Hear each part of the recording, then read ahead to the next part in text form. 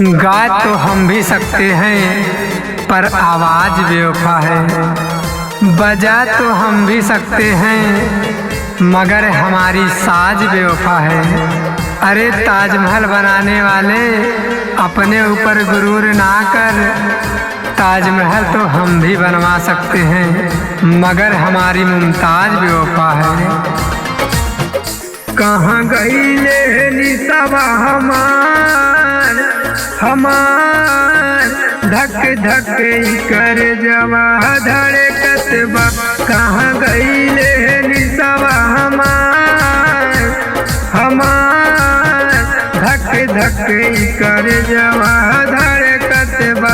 काहे छोड़ी के तू गईले साथ हमर, कान के ना लागत रहे बात हमर। काहे छोड़ी के तू गईले साथ हमर, कान के ना लागत रहे बात हमर। भैले अमन के संगमा फरार फरार धक धक कर जवा धड़कत बा। कहाँ गईले निसवा हमार धक धक कर जवा धड़कत बा। प्यार किया बदनाम हो गए, चर्चे हमारे सरेआम हो गए। अरे प्यार किया बदनाम हो गए, चर्चे हमारे सरेआम हो गए। अरे जालिम ने दिल उस वक्त तोड़ा जब हम उनके प्यार के गुलाम हो गए। रोज मुँह सुखा के हमरा मानवा के मोहालू, कुछ दिन का बहरा गईनी तानी को न जो हालू। रोज मुँह सुखा के हमरा मानवा के मोहालू, कुछ दिन का बहरा गईनी तानी को न जो हालू। जानू पहले के बतिया खियाल करा, जिए मारे के कसम लेलू याद करा।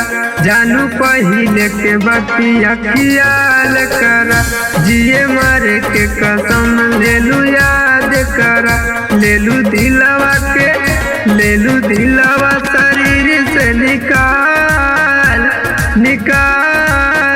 धक धक कर जवा धड़कत बा। कहाँ गईले निसवा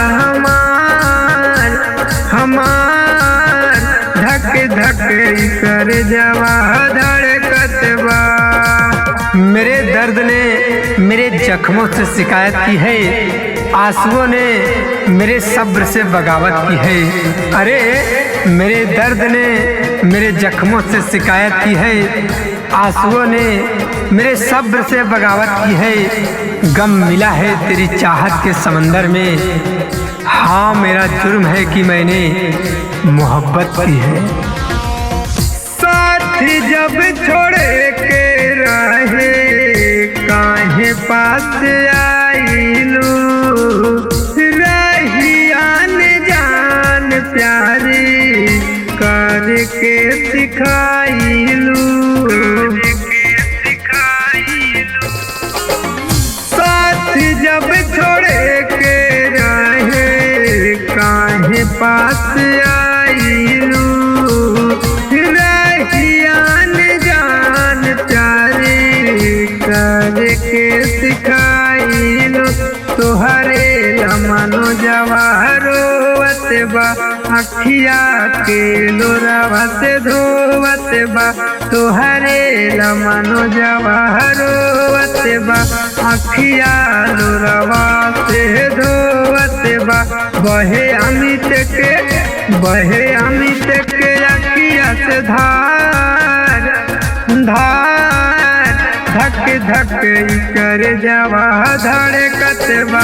कहाँ गईले निसवा हमार धक धक कर जवा धड़कत बा।